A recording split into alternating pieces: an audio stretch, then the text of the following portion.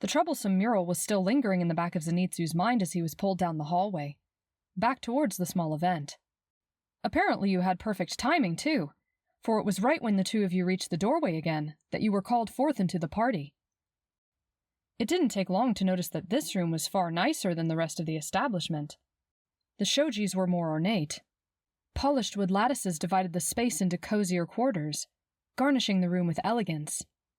Even the door slid open easier, like the tracks had been better kept, oiled and cleared out of debris properly. It didn't get stuck like the door to his new bedroom did. On the far right wall was a faux moon window, with the outdoors painted on the inside of the circle. It was abstract but pretty, and unlike the one outside the oiran's room, this one made him feel relaxed. That is, until the eyes of the male guests fell upon him, and his gut churned once more. "Tell me what to do, Traveler-chan," your new friend whispered close to your ear, lightly gripping your forearm. "I don't know what I'm doing." "Just smile and play along. For now we're supposed to entertain them with conversation and drink, and then the lead dancer will perform. So you don't have to hold out for very long, I promise." Big golden eyes still stared at you with unease. "What are these performances for, anyway? It seems excessive to me. I'm sure any guy would be happy just to sit and have tea with you. So what's the sense in all this posturing?" "Not all men are so easy to please." A smile began to bloom on your cheeks at her naivety. "Sounds like that should be their problem, not yours," she mumbled in a humorously cantankerous way. And now you wanted to laugh. "Well, depending on how well she does, she might get chosen by one of the men here. This is how Maikos get scouted. Talented girls find a patron who pays for her to entertain him, and will support her financially in exchange for the honor of keeping her company. That's how we get out of debt. A man who favors us sponsors our schooling." Oh. That didn't sound as bad as Zenitsu had originally envisioned. When Tengen warned him of the practices he might encounter here, he anticipated a sad, lonely situation, where the girls were kept in close, uncomfortable quarters, used and cast aside. But this exchange where a man found a favorable lady to invest in and keep her comfortable, well, that wasn't quite so terrible, was it? He ought to just make her his wife and spare them both all the trouble. But this wasn't the worst arrangement he'd ever seen. Not to mention, he'd learned in the past that just because you invest all your money in someone, it doesn't guarantee they will grow to love you. "You'll find someone too, Zenko-chan." Your words rang genuine and kind, and it was somehow precisely what he needed to hear, both in the present moment and in the deep well of thoughts where he had been lingering. "I'm glad I got to meet you." Your skittish new friend finally donned a warm smile, eyes soft in reflecting gratitude. "I'll be on my very best behavior, for your sake." A short time had passed, and things seemed to be going well. Zenitsu knew how to talk to men. Not as a woman, but as a fellow man. Just by being himself, the patrons seemed to think he was funny, though they would take shots at his appearance every time he left the table to refill the teapots or fetch another bottle of sake. At first you were worried when Zenko got stationed at a separate table from you, where you couldn't help her out of a sticky situation. You kept stealing glances her way, but it appeared your fears were unfounded when you heard hearty laughter coming from her table. She was a big hit, in spite of her inexperience. And you were glad. You liked her, so it wasn't a surprise that they did too. You refilled the head guest's cup once more with a pleasing smile, and he returned it, cheeks now tinted with the mild flush of inebriation. The lights grew dim at last, and you breathed out a sigh of relief, for Zenko's sake. This was the signal for the final act, where the oiran would be announced, and join the company to watch the ending dances. The time for idle chit-chat had come to an end for now. "Ah, it's about time." The patron sat back on his palms, tilting his chin upwards. "Feels like I've been waiting forever." The crowd's attention was drawn forth towards the center stage, awaiting the musical swell and Wara Bahime's appearance. A few moments passed in silence, and your eyes wandered from table to table, as did everyone else's. Zenko's gaze landed on yours before suddenly snapping towards the corner of the stage, almost like she was perceiving something you couldn't see behind the curtain. Abruptly, she stood, forgetting to excuse herself, and rushed backstage. Zenko, what are you doing? You wanted to holler after her, but remained quiet, not wanting to call any more attention to her blunder. Zenitsu's keen ears picked up on a sound that sent alertness firing through his veins. It was a young girl's heartbeat, and she was terribly afraid. Her cadence rung inconsolable, and she was growing more frantic with each passing minute. Did one of the guests slip back there and start harassing her? I'll throw him through the wall! And it was then that Zenitsu began fighting an internal battle. He had you to think of now. He couldn't run out of here and risk you being disciplined for his insubordination. Even then, he could feel your stare, palpable on his back as he looked on towards the curtain. The tiniest sob echoed so quietly, so distantly, but somehow it ripped through him, as if he were nothing more than paper. He had made a decision. Rising to his feet, he clenched his fists. I'm sorry, Traveler-chan, but I can't shirk my duties this time. Someone needs my help. With a swift whoosh, the curtain was cast behind him, and his golden eyes scanned for the distressed individual with laser-like intensity. But what he found was not the scene he expected. Just past a group of stretching dancers was a petite girl, with a koto resting in her shaking hands.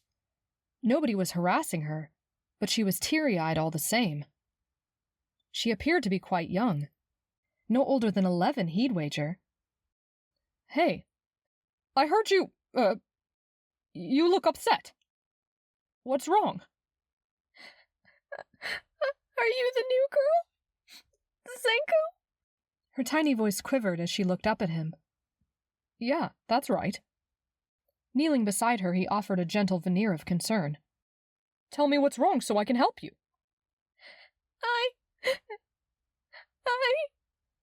Her trembling bottom lip made Zenitsu want to cry. What's more is that she sounded terrified. Her heartbeat was simply frantic, the way one might fear a monster or a demon. I don't know what to do. I lied to the oiran about how much I had practiced, because I was afraid she'd punish me. I can't play the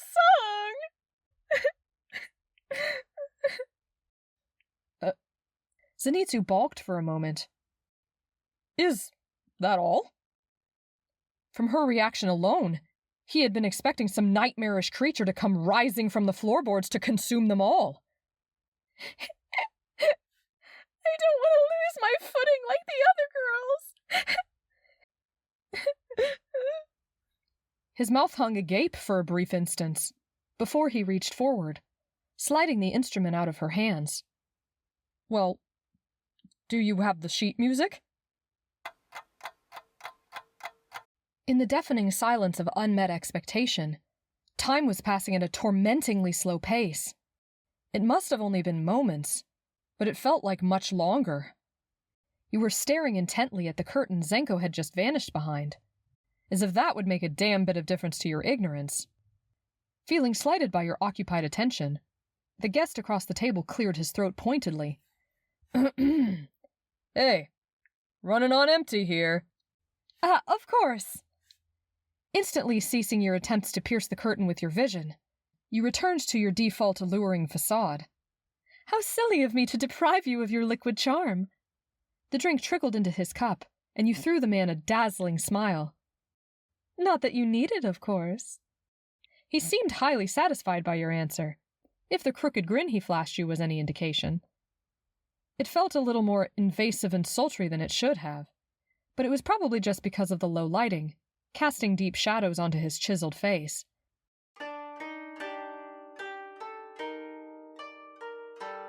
Your eyes almost rolled back in relief the instant the strings of a koto filled the air. It sounded more deliberate than the way little Momo usually played it. Not to mention the melody was in perfect time. You had to hand it to her. She must have been practicing a lot.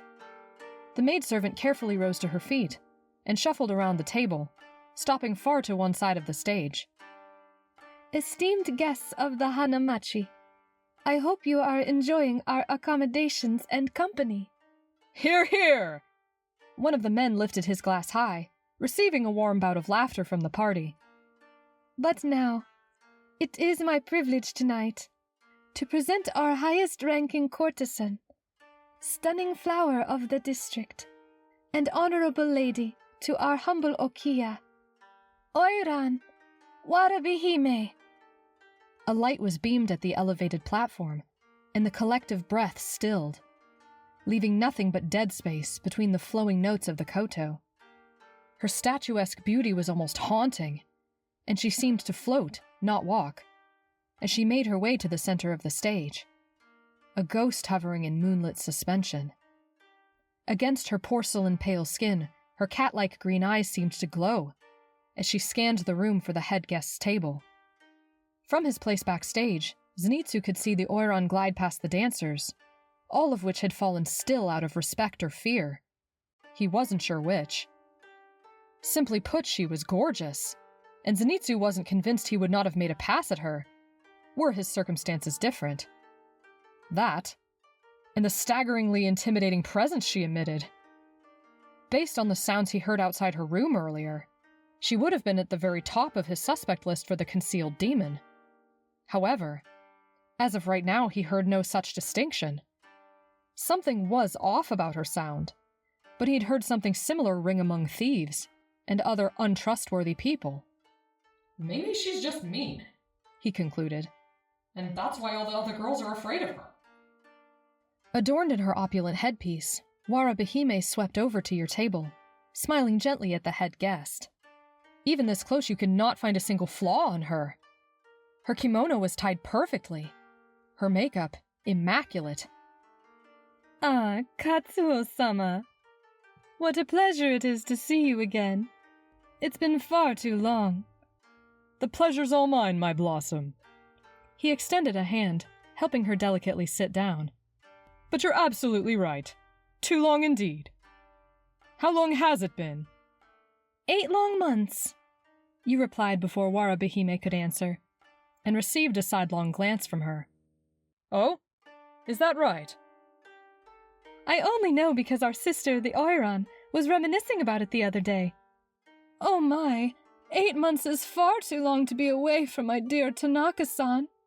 That's what she said. You sang merrily, but it was a bold-faced lie. Warabihime would not spare a thought on her clients in her free time. That duty fell upon you. Keeping track of the patrons and their timelines was all part of this elaborate game you played. Names, interests, occupations, all were essential in keeping up this theatrical charade. It was your job to compensate for the breadwinner of the household, to save her face and make her more desirable. And quite frankly, you didn't mind it at all. The house had a product to sell, and the more you sold, the more successful your residence was, the more freedoms and luxuries would be available to you in the future. How kind of you to remember that. The man looked touched by the sentiment and raised his cup. A toast, he asserted, and the koto music came to a stop. It was then you saw Zenko slink out from behind the curtain and return to her seat at the opposite table. So it was her playing then, you deduced. You made a confused face at her, trying to hold a nonverbal conversation while the guests were distracted. What was that about? A slight quick jerk of her head and a squinty expression was her answer. I'll tell you later. To the most lovely and thoughtful flower in the Hanamachi, he continued, and you lifted your cup. Kanpai! Kanpai! Ouch! A tiny pained noise drew your attention back to the other table. Oop, watch your head there, sweetie. The burly man chuckled. His voice was low and husky, matching perfectly with his sheer Herculean size. Hey! Wait a minute! Is that all you're going to say? Zenko's very distinct voice rose above the chatter, causing your stomach to drop. Uh-oh. What's that supposed to mean? The man sounded peeved by her outburst. An urgency fired through your body like a shotgun. You needed to think of an excuse to intervene quickly, to pull her out of the line of fire before things could escalate. Ahem. You donned a chipper smile and stood, grabbing the tray of used dishes. How about a refill, gentlemen? You just elbowed her in the face with your big ugly bear arms! This young lady deserves your apology! You hissed through your teeth at her dauntless choice of words. What if that large beast of a man chose to become physical whilst under the influence? You were afraid for her. With your eyes locked securely on Zenko, you failed to notice the positioning of your tray's contents. Find your chivalry, you brute! Zenko-chan! In a panic, you raised the tray too fast, and, as if in slow motion, the metal thing capsized, flipping the half-filled teacups forward, and straight into the lap of the oiran. Oh no! I'm so sorry, miss! That was so careless of me! No matter. She leisurely waved a hand, voice saturated with politeness. But you knew better. It was all a farce. Warabehime's quick and violent temper was unmatched by any person you'd ever met, warlords included. It was an accident, after all. She stood and gestured to you. If you would, my dear, come help me clean this up. Of course. You bowed gently and excused yourself from the party. It was important to preserve dignity in front of the guests, but you knew you were about to get it. You trailed her slowly, trying to put off the conflict as long as possible, but she didn't hesitate. The instant you were out of earshot, you were being yanked by the arm. Over the months that you had been living here, you'd encountered hearsay about her extraordinary strength from other girls who'd experienced it. However, you had assumed that they'd been telling tall tales, using it as an easy ploy to gain sympathy from the householder Omitsu. But now you discovered they were all telling the truth. The measure of her physical fortitude was preposterous for her thin feminine stature. Dishonorable wretch! She snapped callously, throwing you to the floor effortlessly.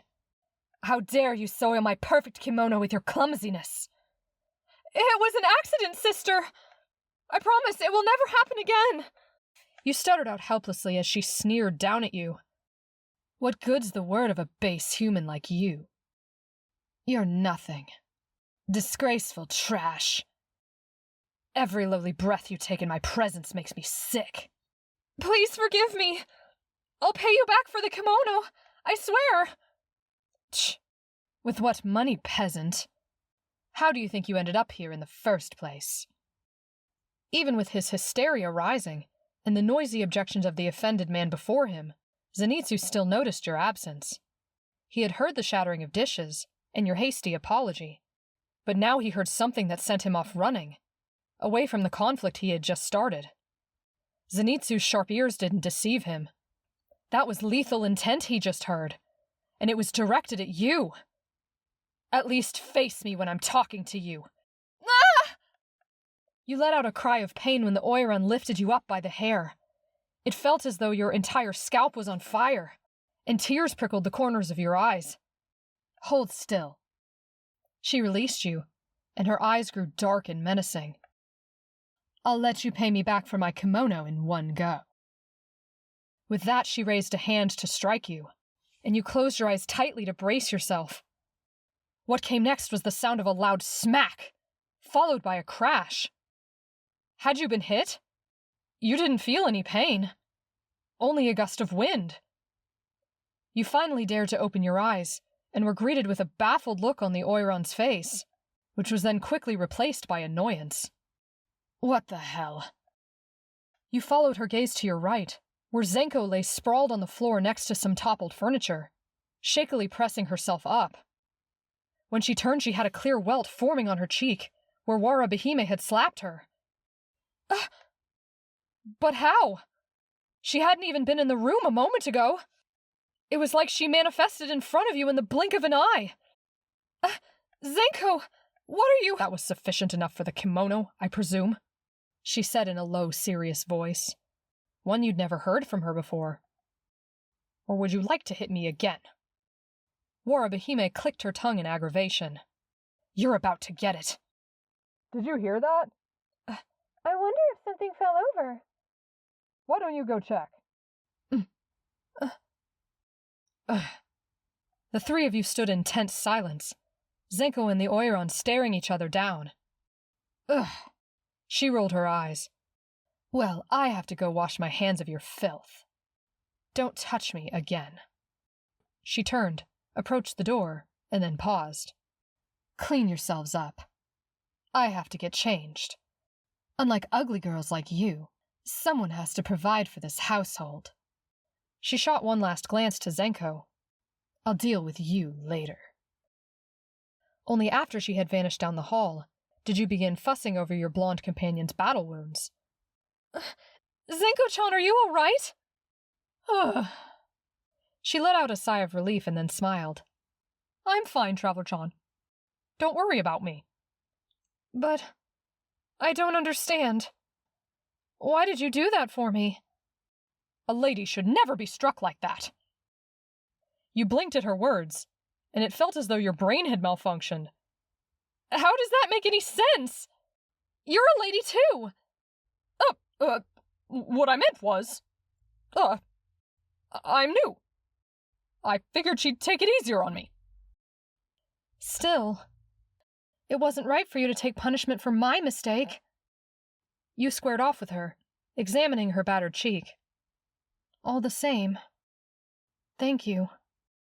Anytime! She's touching my face! Must resist urge to propose! Zenitsu flushed bright red at your contact, resolving that your sweet attention was easily worth any backhand he'd take from his superiors here, including that one, which was shockingly powerful. He suspected her even more now, but he needed to investigate further. He had to find out what you and the other girls knew about the hot-tempered oiran. Traveler-chan? Would you meet me on the rooftop? Late tonight? Oh, okay. To be continued.